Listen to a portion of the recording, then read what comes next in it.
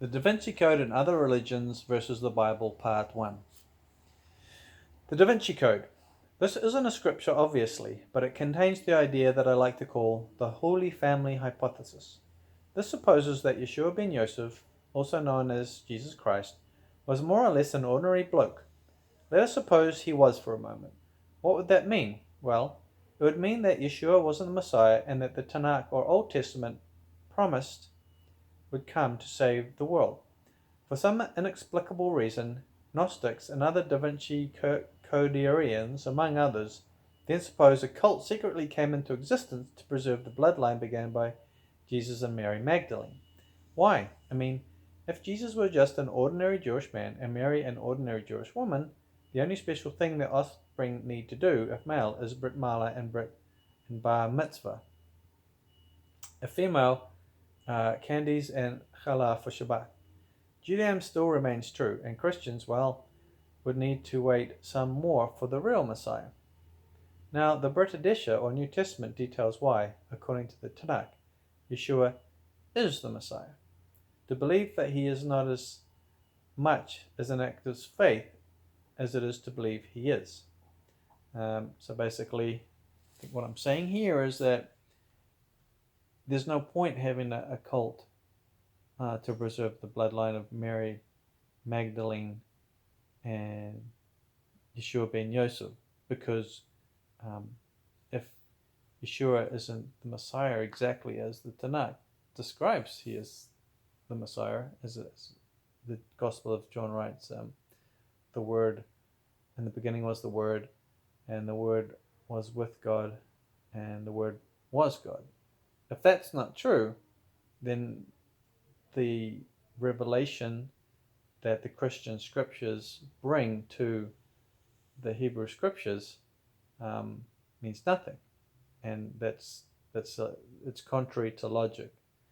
But I think this is a truth that can only be revealed through divine revelation. Someone becomes a believer in Yeshua. Anyway, the Quran. Moving on. In the Quran, Muhammad states that the proof and authority of his prophethood rests on the absence of the Israelites from Israel. It might have seemed like a good idea at the time, but now, and incidentally, this is also true of replacement theology. The church, the early church, or anti-church, I suppose you could call it, Roman Catholicism, and all branches of Christianity which supposed that Christians had somehow replaced the Israelites in God's plan.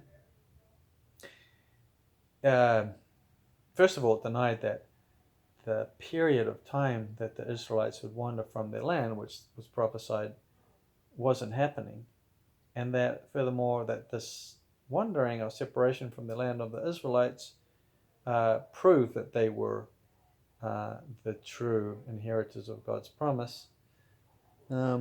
But of course, now that Israel is a nation again, that shows that both these branches of belief are false. Anyway, continuing, this is of course the reason Islamic theocratic states don't recognize Israel, and that goes the same with Christian denominations that deny Israel is legitimately supposed to be there. All I can say is let it go. It's over. It's time for Islam to go the way of all the other dead religions. If that's not enough, the Quran also states that the sun sets in a muddy puddle beyond the distant mountains. And why wouldn't it? Muhammad was an illiterate camel driver before anything else. That's historical. And, not to disparage his humble beginnings, but to juxtapose that with the disciples of Yeshua, if you read the epistles of James and Peter, who were just plain ordinary fishermen, you read their epistles and it's very knowledgeable. These are people that you would say as they did, and you read in the book of Acts, how did these people come by such understanding and knowledge of the scriptures? So there's different. You can learn, basically. You can uplift yourself and learn. Nothing wrong with that, but his philosophy and beliefs reflect who he was, plain and simple. Tragically, Muhammad was a rabid anti-Semite. It's very sad. And a great deal of the Quran is dedicated to this topic. He seems to identify and empathize with the biblical Pharaoh, ruining and ruminating over many pages the Israelites' escape. Unfortunately, the Quran isn't redeemed by providing any information of historical or archaeological value like the Bible does, and this is true of all scriptures that aren't biblical. They don't really have any historical information, or it's extremely hard to draw. I mean, it's there. Obviously, they were written in ancient times and written down in ancient times, sometimes from very ancient oral traditions. So, but it's harder to access the historical part of those scriptures. In the end, it comes across as a book dictated stream of consciousness style by exactly the wrong guy to start a religion followed by millions. Book of Mormon. If Joseph Smith had only tried to sell his book as a sword and sorcery type fantasy novel, all would be well, but he didn't. And now Mormons believe people that have dark skin, it's a punishment from God because that's what his crazy brain cooked up, and that's what he wrote in the Book of Mormon. Apparently he didn't have much space to write the book, for that was his biggest complaint. The main character is called Matt. And I write here, yeah, right. Frodo would have been better. To be honest, I didn't finish the last few chapters. Don't know if I'll ever get back to that. I find it hard to believe many Mormons would read much of the Book of Mormon either. Being Mormon, like most religions, of course, is not actually about the low-quality doctrines, dogmas, or what they pass off as scriptures, but rather the inclusive experience, the social experience. People have an instinctive need to belong to a herd. Religions, sports clubs, and the like are supposed to fulfill that purpose. If you're thinking of becoming a Mormon, my advice is to try the Rotary Club first. And now I'm going to go into part 2. It's called The Aquarian Gospel and Other Religions versus the Bible, part 2. The Aquarian Gospel. So, Jesus was blonde with blue eyes and went to India as a teenager. Yeah, no, I don't think so. All is revealed in a mystical book of truth or some such. That is the premise of the Aquarian Gospels, and here is why that cannot be. Number 1, Jesus or Yeshua, supposedly Ben Yosef, was a Hebrew of royal lineage, not Norwegian. His appearance was typical of his people at the time. Short, stocky, swarthy, black hair. Short and stocky as opposed to Arabs, who tend to be more slightly built. And of course, Galilee, the Kinneret region in Israel, was heavily settled by Israelites at that time. So you can't say he was in a region that might have had